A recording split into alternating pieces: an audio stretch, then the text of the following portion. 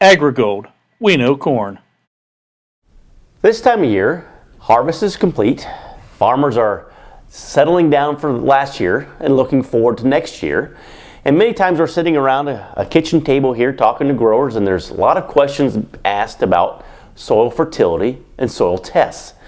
So what I'd like to do today is just kind of briefly go through a soil test, run you through what those values mean, what the columns mean, what does that soil test mean, so that when you look at it, you have some understanding of what your fertility levels are in your field.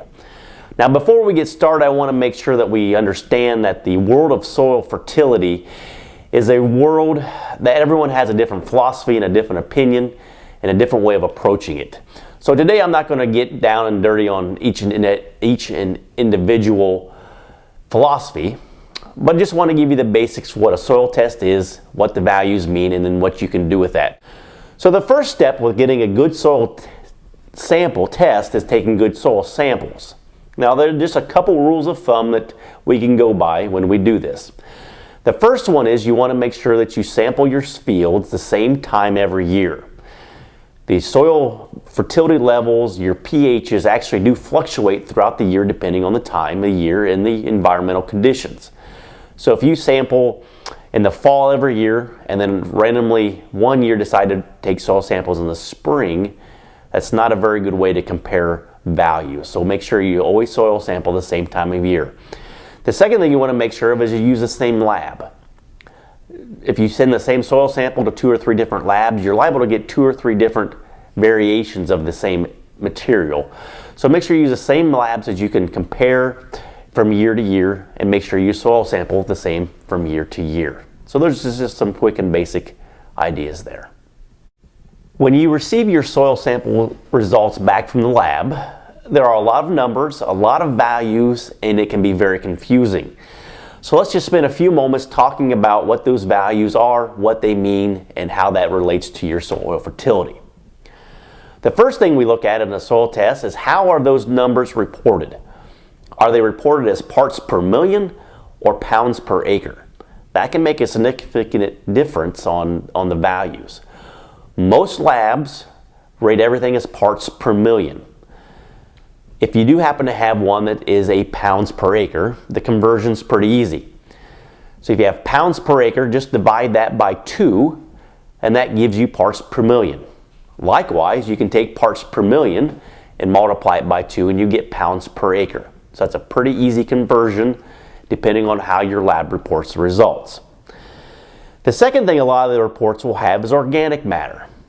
And organic matter is the measure of the plant and animal residue in the soil. The darker the soil, the higher the organic matter. And the organic matter is really important because it is your nutrient holding capacity and your water holding capacity of your soil. Typical soils run between 1 and 5% organic matter.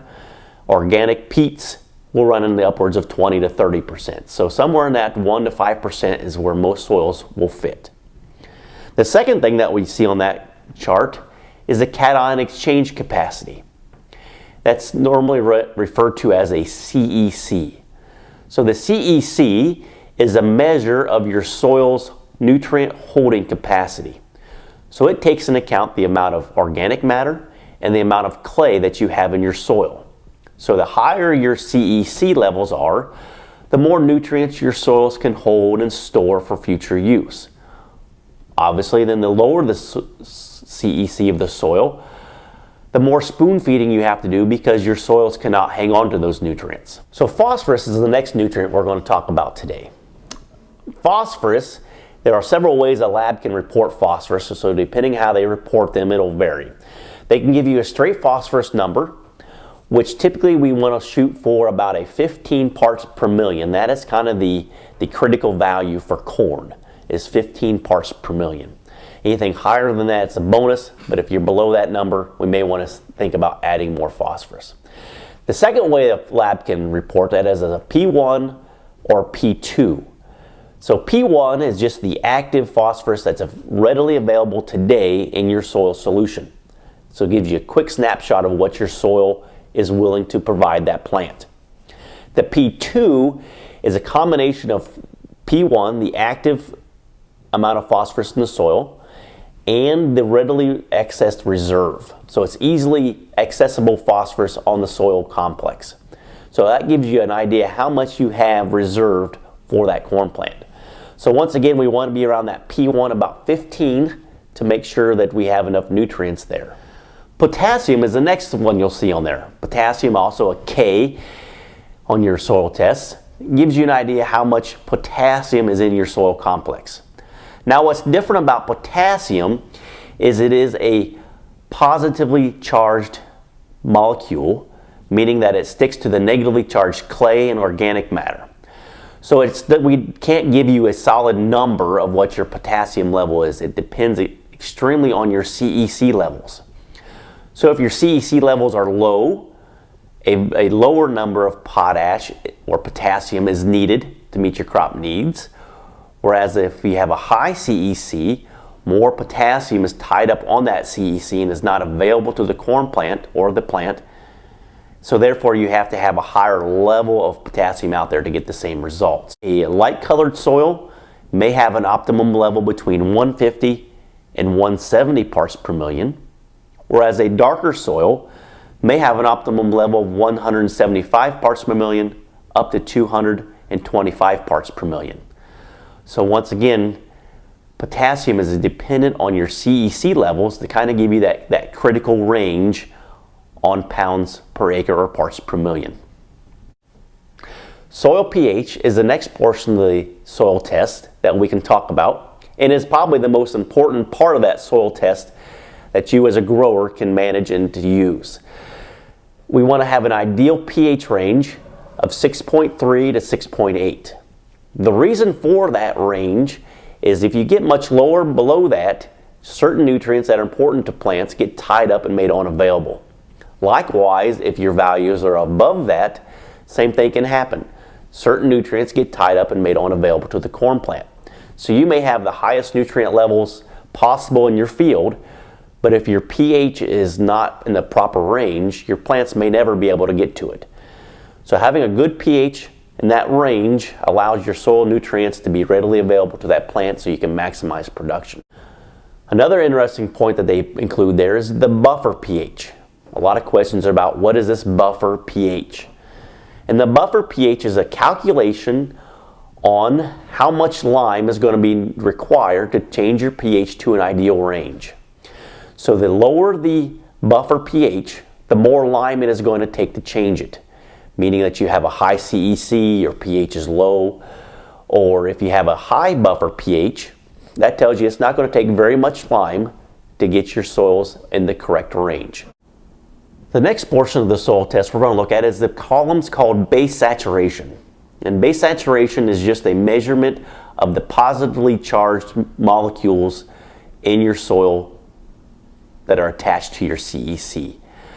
So all your base saturation numbers should add up to 100%, meaning it is full of something.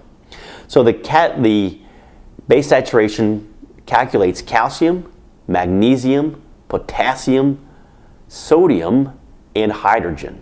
So all those numbers together should add 100% because the soils always want to be full. So there are those that prescribe to a base saturation theory, a balanced soil theory. So we can use these percentages pretty easy to give us a quick guideline on how healthy or how balanced our soil is. So our calcium ratio should be somewhere between 65 and 75% of the CEC filled with calcium. Our magnesium should be somewhere between 12 and 18%. Kind of give us a range there. When you get above 20% magnesium, there's a lot of chances that your soils are tight, poorly drained, and have trouble getting water to move through them. So on soils that are 23 to 30% magnesium, drainage is a big issue with those type of soils. To just give you some idea what magnesium can do to your soil. Potassium range between 2 and 5%. You know, a 3% potassium level gives us a real nice ability for our plants to have all the potassium they need. Sodium, or the Na that is on that base saturation, for this part of the world is not a big concern. That's mainly a concern for those growers who do a lot of irrigation. That's where the sodium becomes a problem. The last one is hydrogen. Hydrogen is you'd be acidity. So if you have a low calcium percentage, you probably have a high hydrogen percentage, because hydrogen is what fills it when there's empty spaces. So that's why we add lime, to add calcium and add magnesium to the complex to knock those hydrogen off to make it more alkaline than acidic. So the take-home message today, when you get your soil tests, what should you be looking for to make the biggest impact on your corn acres? Well, the first thing we're going to look at is the soil pH. That by far is the most important factor when it comes to corn production. We could have all the nutrients in that field that we could possibly have, but if our soil pH is too low, the plants cannot utilize it. So lime is a pretty inexpensive way to make sure that all the nutrients you have in your soil are readily available to that corn plant. The second thing that I know that would be the biggest drive factor is your potassium. Ohio soils are low in potassium historically.